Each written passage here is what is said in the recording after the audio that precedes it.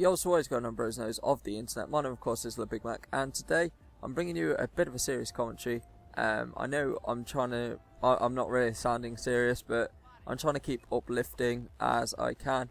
I just tried to do a commentary of this, and I sound very self-piteous, and I don't want to convey that to you guys. But yeah, pretty much I'm talking about my bout with depression, which is pretty much ongoing. Today I'm on a good day, so of course that is reflected by my voice. But yeah, pretty much I want to speak about it and speak my opinions on why it's not seriously looked at in terms of my observations by the public as well as the NHS. So without further ado, let's begin. So, depression. What is it? What is it defined as? It's a hard hold to concept. It's pretty much like if you were just to see black, that was pretty much it. That you just see black. It's there's no light at the end of the tunnel when you're in depression, and eventually there is light at the end of the tunnel. I'm yet to see that light, but I'm slowly getting there, and I'm slowly trying to get there through help, through my friends, and I will be eventually pursuing a doctor about it. But it's really hard to kind of understand unless you've actually been there. It's one of them where unless you've been there, you kind of don't know what it's like. You can probably feel empathy towards other people if you're close to people with depression, but until you've actually been there yourself, it's really hard to grasp the scariness behind it. To be fair, very scary. So my depression, how did it come along? So I have, if you guys aren't new to the channel and not old subscribers, I've spoke quite openly about a problem that I had. It's pretty much under control now, but I had a problem a long time ago. Well, actually, not a long time ago, 3 years ago, which basically squashed my chances of ever joining the police force, which was my dream since I was about 8 years old, and something that I really wanted to pursue, but could no longer do. So that kind of fueled it. That started it. The whole numbness to it. It really didn't come. I was pretty much numb for 2 years of depression until I pretty much hit a job. Now, the job was pretty much what started the depression. Sure, I had bad days with medication that I was on. I was on quite a high dosage of prednisolone. If people do not know what prednisolone is, it's a medical steroid which helps boost the body's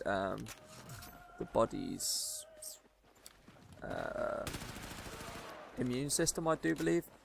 I was trying to think of what it actually does, but I was on a 60 milligram steroid intake per day.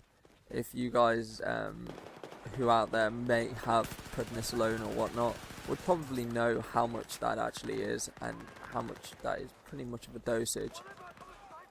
So of course that screwed with my body, screwed with my head, sorry. Prednisolone, again, you know, is a steroid, so of course it's going to screw up with a lot of factors within your body.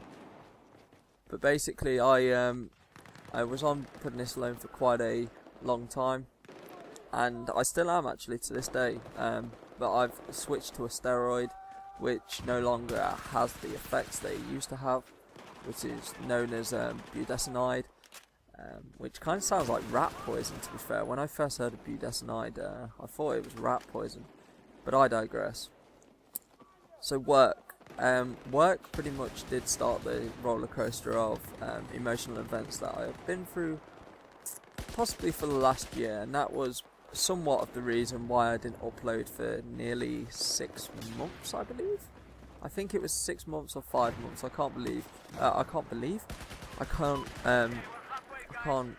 kind of figure out which one it was. without actually looking at my uploads. So for that year, or this year so far, and the back end of last year really has been quite emotional roller coaster for me. In terms of my depression, you know, kind of feeling very alone. You know, these four walls that I'm currently recording this commentary in, my bedroom, was pretty much where I spent 22 hours of my day when I used to, before I went into job, and you know, pretty much playing Call of Duty all day, and that emptiness within my life really has come back to haunt me, and that is pretty much what I do think about now, is the emptiness that I used to have and what I still have. Fair enough, now I'm improved my life so much more. I went out, I go out, sorry, you know, try and make new friends. I don't want to be there alone, because depression, if you guys, you know, if guys who have been through it will probably agree with me on this one, that if you kind of suffer alone and try and isolate yourself away from people, it really does hurt you a lot more, and you know, that's something that you don't really want to be doing. You want to be going out there and trying to actually make new friends, trying to get out there and, you know, even down a local pub or bar or whatever you want to call it. For the younger viewers, you know, kind of get yourself into some sort of scouting or something, some social club. But you know, depression really isn't a thing that, you know, I personally believe myself that it isn't really looked at properly by any medical profession that I certainly have been to, and isn't really looked upon by the public. So my reason for this, so 2 years ago, back rewind, when I first got diagnosed, and probably a few months after, I started to show classic signs of depression, and that was pretty much being alone, feeling dark, feeling miserable, feeling absolute emptiness within myself. You know, even at some points contemplating, you know, just hell ending it all. But it isn't something that I would personally ever do. I've never actually wanted to do it. It's just like visions that I had in my head, and it's horrible. It's horrible to say the least.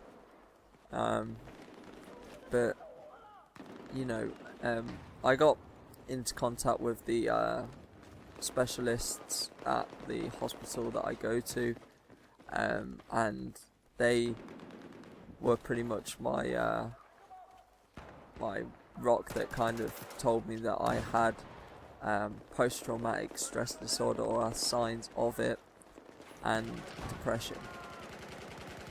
Yet I never actually saw any sort of psychiatrical help for this. I had no actual drug medication for this.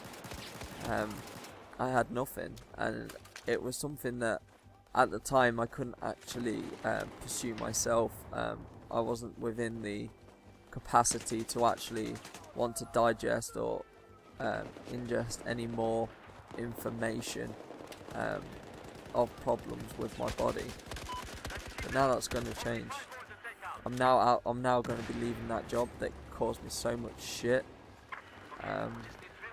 and I'm going to be trying to look at the world being my oyster. Hell, I don't know how long I might be out of a job. That's probably going to be now my main worry, is money.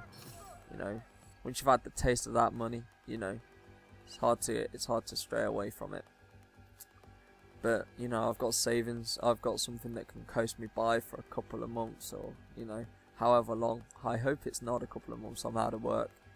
I'm hoping to get work very soon, if not straight into work again. I'm officially no longer affiliated with where I'm at from Friday, so hell, the world's my oyster, and that's the way that I'm going to look at it. No more bad times, no more looking down on life. I'm going to try and look look up on life and, you know, kind of make changes towards setting myself a new goal and a new chapter within my life. So yeah, see you guys on the flip side. PlayStation 4 in 3 days. Can't wait. Take care guys, and thanks for watching.